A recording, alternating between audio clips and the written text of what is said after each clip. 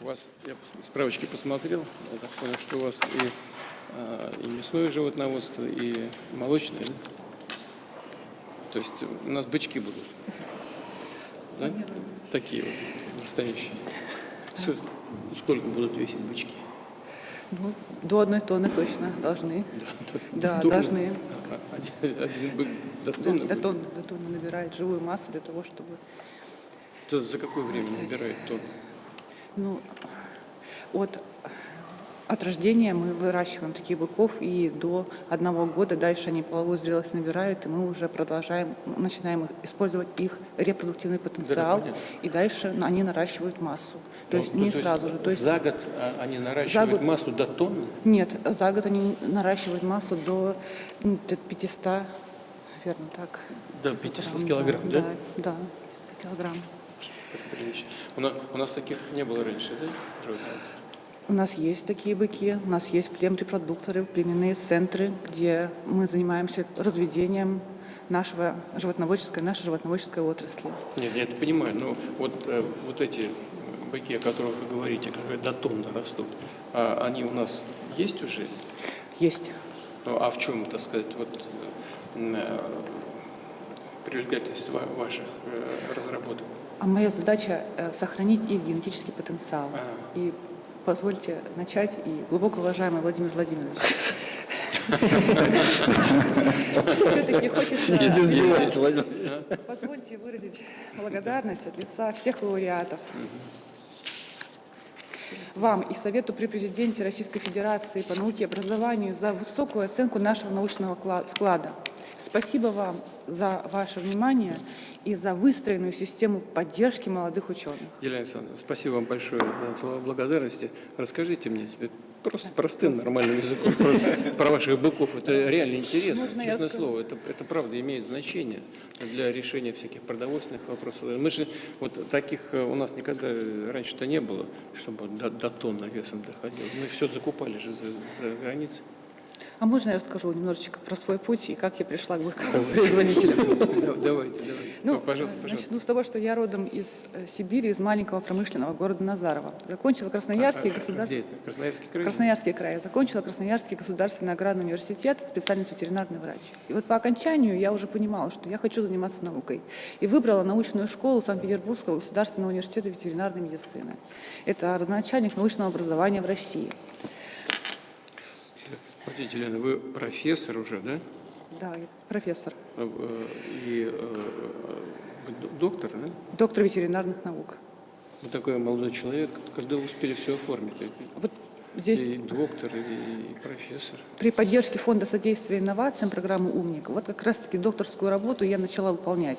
Разработала линейку витаминно-минеральных препаратов для сохранения здоровья, воспроизводства и продуктивности высокоудойных коров.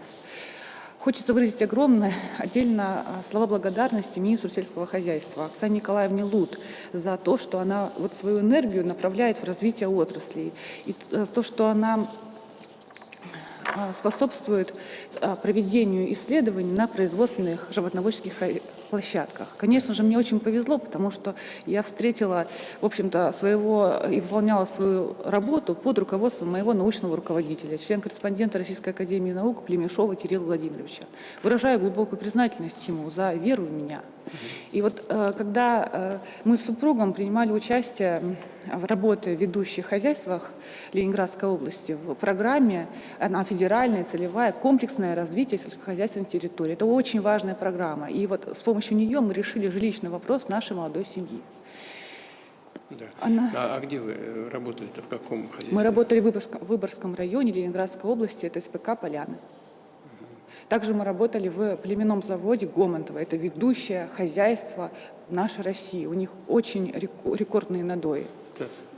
Это хозяйство, не доезжая Выборга, между Выборгом и Петербургом, да?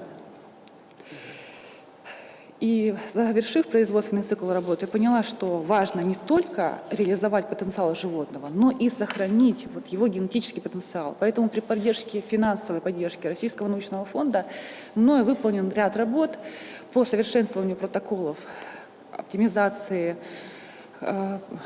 протоколов криоконсервации генетического материала, разработан криопротекторный средовой компонент для эффективной криоконсервации семени производителей сельскохозяйственных животных. Полученные результаты являются важными элементами большого проекта, который выполняет наша научная команда, направленного на формирование генетической независимости отечественного молочного животноводства. Это уже другое направление. Это молочное животноводство. Это молочное животноводство, да. И нам необходимо создать племенное ядро коров галштинской породы для того, чтобы быть генетически независимыми. Это увеличение количества надоев, объемов надоев, или это увеличение жирности и качества для производства каких-то молочных продуктов, в том числе сыров? Мы должны работать и в том, и в другом направлении, но главным образом все-таки на качество, на переработку, на производство сыров. А в то же время производители, конечно же, для них очень важно Сыр любишь? помнить и про количество. Обращайся. Про количество. И вот создавать животные с передовой генетикой для животноводства России – это наша основная задача. Да, а вот эти порода коров, да, которые дают вот это молоко нужной жирности для производства сыров, они у нас закупались в основном в Германии, Галштинской, и в Дании, по-моему. И аширская порода тоже, да, для того, чтобы В Дании, сыр. Да, в Дании, да. А какие лучше, датские или вот галштинские? Это немецкие? Я считаю, что галштинские. За ними будущее. Нам нужно делать упор на развитие все-таки животноводства, молочного животноводства и разведения галштинской породы крупного рогатого скота. А у нас уже это происходит, да, вот в тех хозяйствах, о которых вы говорили, где вы работали, там уже выращивают? Выращивают, да, нам нужно отработать единую систему, то есть единую систему селекции племенных животных и далее уже создавать вот эти племенные центры по содержанию быков-производителей. Только так, и с помощью, в том числе, метода геномной оценки, только так мы сможем быть генетически независимыми. Вот именно в аспекте молочного животноводства России. Я понял. Лен, скажите, пожалуйста, а это вот перспектива какого времени, как вы считаете, чтобы достичь вот этой независимости, в данном случае генетической в области животноводства? Перспектива какого времени? Сколько потребуется времени, чтобы мы чувствовали себя совершенно суверенными, так скажем, в этой сфере? Я думаю, что необходимо от 5 до 10 лет. 5-10 лет. Да, мы согласны с Министерством сельского хозяйства, да, они уже ведут активную работу в этом направлении. И все-таки хочется отметить, нам нужно объединяться. Это очень важно. Единая база должна быть, чтобы была единая система не только учета животных, но именно изучения их генотипа, сбор вот этих данных в одну систему, не разрозненно, а в единую систему. Объединяться с кем? Объединяться с разными организациями, которые проводят такие исследования в России, такие исследования и сбор данных непосредственно, да.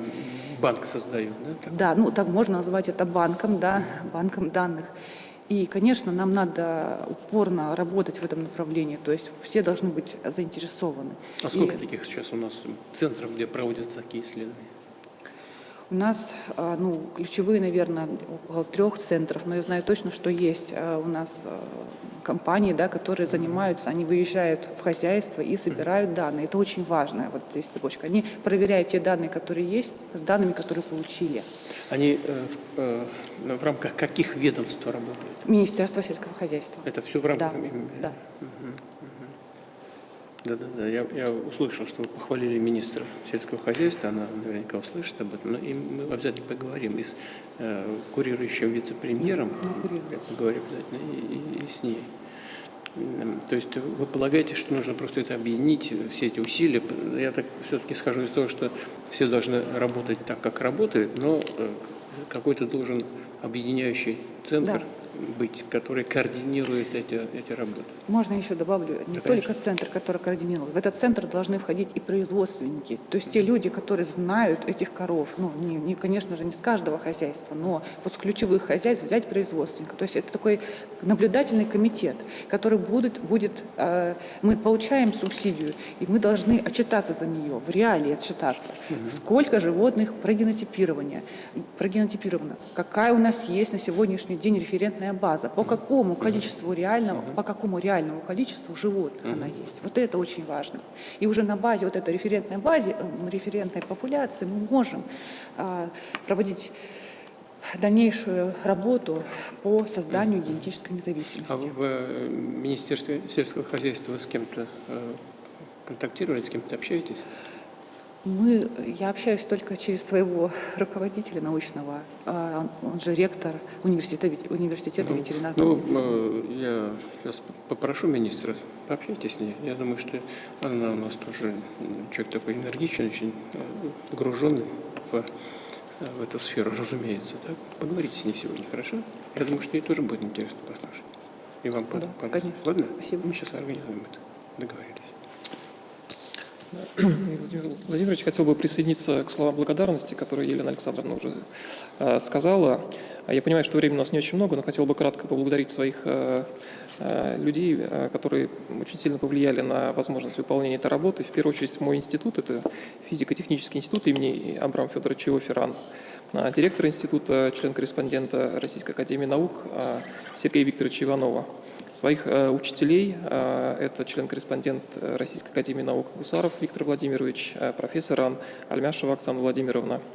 И хотел бы поблагодарить своего первого и единственного учителя химии Алексееву Ларису Александровну за то, что она меня на этот путь направила. Поскольку у нас премия была совместно с Кириллом Дмитриевичем получена, я бы хотел немножко не о теме работы, а более общей поговорить, которая объединяет, в общем-то, всех нас. Это вопрос подготовки кадров, высококвалифицированных кадров. Я сам прошел этот путь, и в России, как мне кажется, выстроена достаточно четкая система по поддержанию и развитию кадров научных.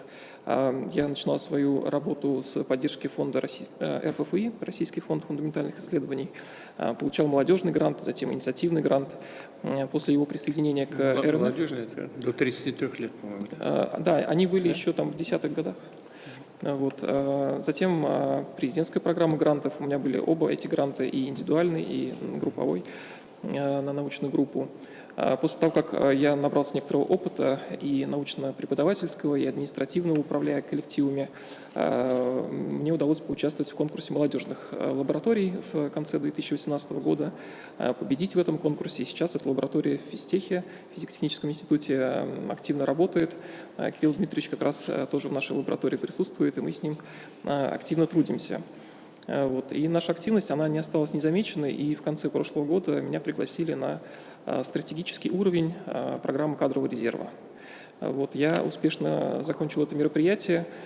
Так случилось, что конец мероприятия, самый важный и ответственный момент защиты проектов, она наложилась с нашим мероприятием, и поэтому моя команда, она без меня, по сути, защищала проект перед суровой комиссией во главе с Андреем Александровичем. Защитили. Да, защитили. Были очень хорошие вопросы заданы. По сути, наш проект, он заключается в том, чтобы практически 2 раза ускорить срок выхода высококвалифицированных кадров по ключевым направлениям, в целом любых отраслей, но мы рассматривали энергетику, поскольку у нас коллектив собрался специалистов энергетики. Реализация этой возможности нам видится в том, чтобы объединить не только науку и промышленность во время проведения НЕОКР работ, но также подключить к этой деятельности еще и вопрос создания новых образовательных программ, которые сейчас, они, безусловно, создаются, но немножко в отрыве от того, что в реальности происходит на переднем крае технологического этого развития и тех разработок, которые ведется. Я об этой теме тоже не понаслышке знаю, поскольку участвую в 2 проектах по линии Минпромторга на разработку в области водородной энергетики. И мне кажется, что это было бы очень хорошим решением, которое дополнило тот комплекс мер, которые сейчас уже принимаются и действуют в Российской Федерации по поддержке молодых специалистов, не только ученых, но и тех, кто идет больше в сторону прикладных работ. Пускай это происходит в известной степени в отрыве от, от реальной жизни. От чего в отрыве? Объясню. Поскольку мы говорим здесь про подготовку высококвалифицированных кадров в передовых областях, вот те программы образовательные, которые сейчас есть, они в основном ориентированы на те производства, которые уже существуют в России. А инновационные производства, которых до этого не было здесь, программа для получения кадров, для обеспечения масштабирования, внедрения, расширения и эксплуатации вот этих технологий, их нет, и они появляются очень долго. То есть сначала появляется производство, вот этот производственник говорит, что нам нужны кадры, сообщает это, начинает разрабатываться программа, и через энное количество лет, пока человек пройдет либо бакалавриат, либо специалитет, у него появляются первые кадры. Поэтому этот путь, он очень длинный, и получается, что технология появляется достаточно быстро, а кадровое обеспечение, оно немножко запаздывает. И мы предлагаем просто немножко в параллель эти процессы провести. Здесь два ведомства, да, должны работать, и Минпромторг, да, не обязательно. Вот Минпромторг — это как пример просто, потому что финансирование по разным направлениям идет для разных областей. Да. То есть здесь самое важное — это Министерство образования и науки. Потому что уже часть инструментов, они существуют сейчас, те, которые позволяют организовать эту деятельность. Это и домен наука и инновации, это и программы передовых инженерных школ. Весь вопрос в том, чтобы их как-то более тонко настроить и ввести определенные меры, которые позволят на выходе после НЕОКРа иметь не только комплект документации для внедрения, но также образовательную программу, которая тут же в эту передовую инженерную школу, например, либо в другой вуз будет внедрена. Поэтому, мне кажется, это было бы хорошее дополнение, и наша команда, она по-прежнему поддерживает контакт и очень заинтересована в реализации этой работы, если она будет интересна. Да. Вадим Игоревич, я предлагаю так же, как и в случае с Еленой Александровной, я сейчас переговорю с коллегой, да? Вы с ним тоже пообщаетесь, а потом я вернусь к этому вопросу уже с самим министром. Я думаю, что для людей, которые сидят в кабинете, занимаются естественной отраслью каждый день, но тем не менее, такие живые вещи, они полезны будут. Сейчас мы определимся, с ними поговорите, а потом с ним поговорите, а потом с ним еще вдвоем обсудим. Да, спасибо большое. Пожалуйста. Глубоко уважаемый Владимир Владимирович, тоже не могу не поблагодарить вас за возможность встретиться сегодня и обсудить ряд вопросов. У меня, наверное, будет тема несколько продолжать тему Владимира Игоревича, но он так глобально рассматривал этот вопрос, а я более приземленно к тематике, за которую мы получили премию. Так получилось, что помимо академической науки в стенах физико-технического института, я также работаю в научно-исследовательском институте прикладного материаловедения концерна «Алмаз Антей». И в этой связи не могу не выделить огромную роль, которую сыграл Северо-Западный региональный центр концерна «Алмаз Антей», Обуховский завод и личный генеральный директор Подвязников Михаил Львович и директор научно-исследовательского института прикладного материаловедения Любовь Александровна Нефедова в реализации нашего проекта. Именно за счет тесной взаимосвязи академической науки и промышленности, производства стало возможным и внедрение технологии, и ее разработка, и, по сути, промышленная апробация. И в этой связи не могу не поблагодарить и вас, и правительство за те усилия, которые принимаются для усиления и укрепления этой взаимосвязи науки и производства. Это и гранты РНФ, специализированные как микроэлектроника, это и ряд программ Фонда содействия инноваций, это и различные целевые программы Минпромторга, Минобразования, Министерства обороны, программы «Диплом как стартап», если говорить про образовательную область. Не в последнюю очередь за счет этих программ, победителем которых и я сам являлся, у нас удалось установить связь с Обуховским заводом, и нам удалось, по сути, разработать эту технологию. Очень надеюсь, что усилия по укреплению этой взаимосвязи будут продолжаться и только расширяться, потому что в этом Еще раз, взаимодействие между наукой и промышленностью, производством. Конкретно наука — это очень... Да, академической наукой. Конкретно. То есть у нас есть известный треугольник наука и образование, Это вот скорее об этом говорил Владимир. Фатеев, это их брат. Ну, да, то есть Сутьёфа, да, и Алмаз Антей. Алмаз Антей, да, Обуховский завод. И Михаил Львович лично просил передать, что будет рад, если вы снова посетите наш завод. Да, приеду. Я в контакте с ними постоянно. Ян Валентинович, да, руководитель Алмаз Антей. Да, ну это главный у нас. Да, я с ним в постоянном контакте. Вот. Поддерживаем. И еще один момент, который хотел бы отметить, это базовые кафедры. У нас на Обуховском заводе есть базовые кафедры, в физико-техническом институте есть базовые кафедры, совместно с технологическим институтом, с вашим родным государственным университетом, политехом. И, конечно, наличие базовых кафедр, оно играет очень важную положительную роль в вовлеченности студентов, молодежи со студенческой скамьи в науку и в производство. Я хороший пример человека, то есть мы с Вадимом Игоревичем, это один из моих двух научных руководителей, второй Пантелеев Игорь Борисович, которому тоже спасибо. Если бы не Вадим Игоревич, который был тогда аспирантом, а я студентом, кто знает, пошел бы я в науку. Поэтому вот базовые кафедры в академических институтах, на производстве, они действительно помогают и вовлечь молодежь с самого начала и в науку, и в промышленность, и, что самое важное, уменьшить вот этот вот период для акклиматизации, который требуется новому специалисту. Поэтому у нас в России существует ряд базовых кафедр и просто кафедр, которые занимаются керамикой и силикатами, но хотелось бы, чтобы у нас появился либо кафедра, либо лучше даже центр, который бы специализировался по ферритам и керамическим материалам на их основе, как раз вот по тем материалам, за которые мы получили премию. Спасибо большое. Да, там что должно быть самое главное, феррит или какие-то другие материалы, это не мне определять. А с Яном Валентиновичем я обязательно переговорю, чтобы он уделил еще дополнительное внимание вот этим базовым кафедрам. Но так же, как и с другими коллегами, мы переговорим. Обязательно через Минпромторг, через Ростех. Они работают, я вижу пример хороший, удачно.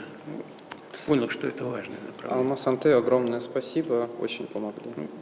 Это одно из наших таких ведущих, не предприятий, а одно из ведущих объединений. Работают хорошо, прямо на острие тех проблем, которые сегодня являются наиболее актуальными.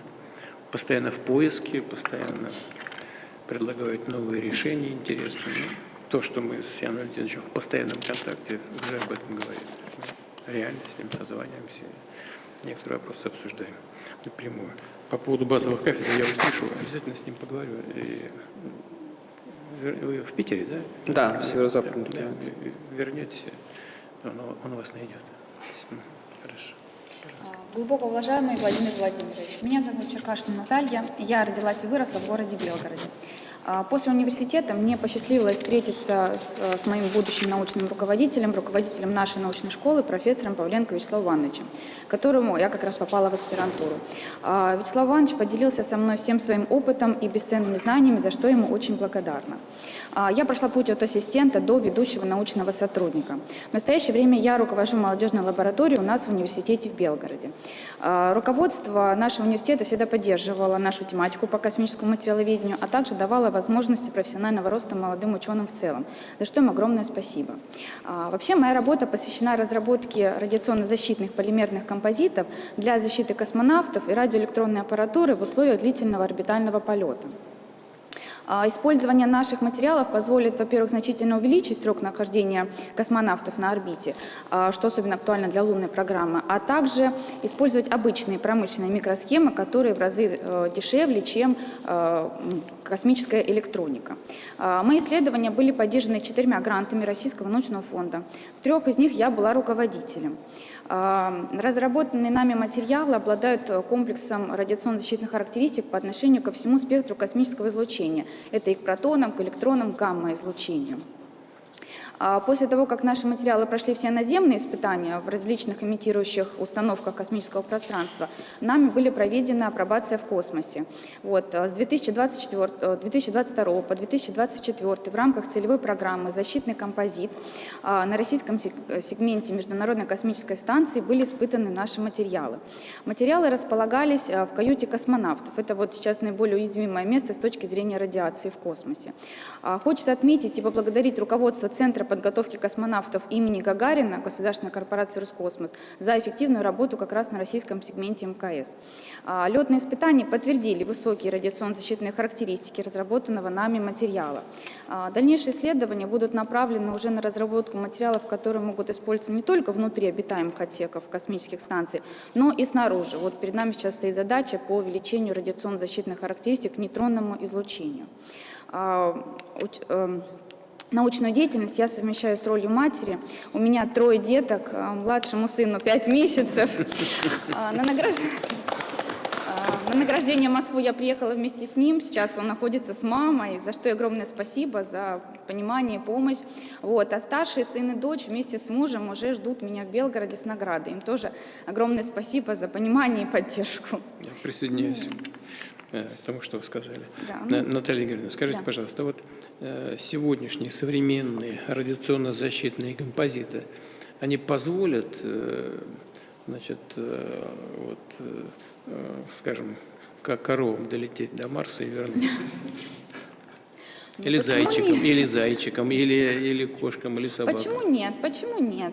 Конечно, позволит. Нет, почему нет? Потому что чем дальше в космос, тем, Чем дальше в космос, тем естественно, необходимо больше... опаснее радиация. Там. Конечно, в том-то и дело, что необходимо увеличить радиационную защиту, да. Да, вот я поэтому и спрашиваю. Вот, конечно, мы над этим и работаем. До Марса сколько лететь? Полгода?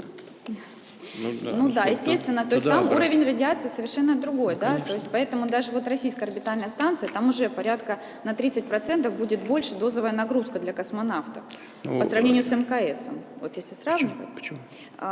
Высота орбита выше. другая. Орбита другая будет, да, то есть как бы вот планируется, да, что вот наша российская орбитальная станция, которая... Все равно в ближнем космосе, как ни странно, для людей, которые этим не занимаются, все-таки действуют еще определенные защитные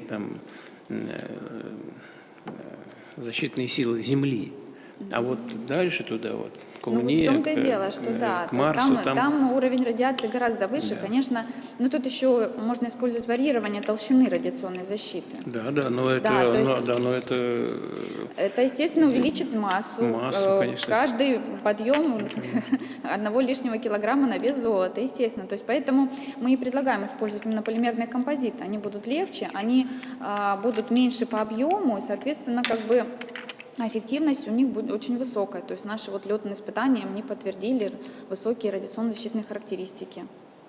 Вот я и поэтому спрашиваю, вот слышали за рубежом. Пока мы защищаем космонавтов, но если будет потребность отправлять в космос коров, да нет, рассматривать. Я тоже говорю о биологических каких-то объектах. Нет, я понимаю, да, я понимаю. Это я же пошутила насчет Нет, коров. я тоже шучу. Нам здесь коровы нужны, но чтобы сыр делать и молоко. Да, конечно. А вот человек-то долетит или просто это живой организм с современными радиационно-защитными композитами? Наверное, нет. Дело в том не только в радиационной защите. Там дело в том, что еще в любом случае надо рассматривать комплекс. Да? То есть, находясь в невесомости, у космонавта мышцы атрофируются. Да, то есть это как бы вот комплекс всего этого. Но в принципе, то есть мы сейчас как бы рассчитывали использовать наши материалы именно вот, на высоту, где планируется российская орбитальная станция. То есть как бы слишком так вдаль, на Марс, как бы мы пока не планировали. Но все впереди, мы будем дальше продолжать наши исследования. Возможно, следующие материалы уже будут более высокоэффективны. Наука не стоит на месте. То есть вот это как раз хотел услышать. То есть сегодня понятно, что сегодня таких материалов нет. Но в целом мы над Наталья этим Игоревна работаем. считает, что это возможно. Конечно, да, мы будем над этим работать. Я к чему? Понимаете, да, слышите, за рубежом, и у нас говорят о возможности освоения Марса. Да, Ну, вот конечно. на Все хотят. Да, но на сегодняшний день нет таких Пока материалов. нет, пока нет, пока нет. Но они возможны, Да, тем мы возможны, и мы будем стараться, чтобы Россия первым это сделала. Первой. Ну, тогда нам будет с чем работать и что предлагать возможным партнерам по Конечно. работе в космосе. Конечно, будем. Будем стараться. Ясно. Владимир Хорошо, Ильич, я дальше. просто хотел сказать, что вот там, учитывая то, что вот это через полюса, там, где расходятся магнитные линии, Да. так сказать, там, и когда вот, оценивалась работа, то специально звонили и спрашивали Соловьеву и Крикалеву. И оба подтвердили, что действительно этот материал, так сказать, он существенно продвигает нашу возможность защиты космонавтов на самых разных защитах, не только по высоте, но и по другому уровню наклонения. То есть это оценка космонавтов, а не... Да, хорошо, хорошо. Я же разве спорю. Нет, я просто говорю, спрашиваю что- Наталью Игоревну, как она Да. себя думает. Я же не спорю. Нет, я говорю, так сказать, что ну, был опрос других людей, так сказать, не только разработчиков. Хорошо, но с другими людьми мы сейчас не разговариваем, здесь нет, они уважаемые люди. Мне просто интересно было услышать мнение Натальи Игоревны. Ладно, хорошо, спасибо большое, прошу вас. Уважаемый Владимир Владимирович, я хотел бы присоединиться к тем словам благодарности. Действительно, получить столь высокую награду – большая честь. Мы занимаемся разработкой комплексов и средств электронной борьбы. Моя работа непосредственно посвящена развитию одного из перспективных направлений в этой области. Конечно, такие большие работы не делаются в одиночку, поэтому, пользуясь случаем, хотел бы поблагодарить своих коллег и начальников за всестороннюю поддержку. Это начальник Института электронной борьбы Балыбин Владимир Александрович, начальник войск электронной борьбы Ласточкин Юрий Илларионович и начальник военно-воздушной академии Зебров Геннадий Васильевич. Думаю, многих из них вы лично знаете. Также отдельное слово благодарности хотел бы сказать своему бессменному научному руководителю, в настоящее время научному консультанту, заведующему кафедрой радиофизики Воронежского государственного университета Корчагину Юрию Эдуардовичу. Сам я заканчивал как раз этот университет, дал отличное фундаментальное образование, там же защищал кандидатскую диссертацию, однако несколько сместил вектор своих научных исследований. Данное направление меня привлекло тем, что мы не можем позволить себе разрабатывать технику, актуальную только лишь по существующим современным стандартам. Фактически занимаемся разработкой техники будущего, то есть нам приходится анализировать тенденции развития современных технологий, определять, выстраивать прогнозы, рассчитывать вероятности применения тех или иных средств, и уже на основе этих данных проводить свои аналитические, экспериментальные исследования, заниматься разработкой техники, ее испытаниями, применением. Понятное дело, что в трудные времена и вероятность может быть больше единицы, и π равно 4, однако институт уже 65 лет успешно работает, в этом году будет отмечать юбилей. Электронной борьбе в целом уже больше 120 лет, и нам удается формировать своевременный и зачастую упреждающий ответ на те угрозы обороноспособности страны, прежде всего за счет тесной работы с предприятиями оборонно-промышленного комплекса, а также людьми, кто непосредственно эту технику ежедневно эксплуатирует, а также за счет мощных научных школ, которые уже успешно функционируют десятилетиями. Да, вы сказали, радиоэлектронной борьбе уже 120 лет? Да, в этом году 121. Чуть меньше, чем радиосвязи, в принципе. Ну да, конечно. Чрезвычайно важное направление сегодня. И вы сейчас только что сказали о разработке техники будущего. Вы как специалист понимаете, я не являюсь специалистом в этой области, но уже исходя из того, что нам преподносит жизнь, вижу, будущее наступает сейчас. Вот мы с вами говорим, а вот будущее, оно уже сейчас наступило. Так и есть. продолжаем, а оно сейчас наступает. И в этой связи чрезвычайно важно давать, как вы сказали, упреждающий ответ. Заглянуть за горизонт и работать на вот этих рубежах, на этой перспективе. Потому что если мы говорим о радиоэлектронной борьбе применительно, а это именно так, к вопросам обеспечения безопасности, то от результатов вашей работы напрямую зависит сокращение потерь. Именно так. Вот это напрямую связано, находится в прямой зависимости. И что важно, когда я сказал, что будущее наступает сейчас, это происходит, ну, вот именно в таком, в режиме реального времени. Я бы даже хотел отметить, что, может, громкие слова, но фактически оно не наступает, а мы его создаем сами. Если мы его не создаем, тогда мы начинаем проигрывать. Но мы этого не можем предотвратить. Потому что оно все равно создается. Но тогда будет создаваться не нами. И во всех областях, о которых мы сейчас говорим. Я уже говорю без всякой иронии, в области животноводства, в области селекции, в области радиоэлектронной защиты, материалов, вот, в вашей сфере. Вот везде будущее создается сейчас. И наша с вами задача, цель – работать на упреждение. Вот у вас в целом это получается, и как раз за это я хочу поблагодарить и вас, и ваших коллег, научных руководителей, ваших учителей, наставников, ну и просто людей, которые вместе с вами работают. Хочу вас поблагодарить и пожелать вам успехов. Спасибо.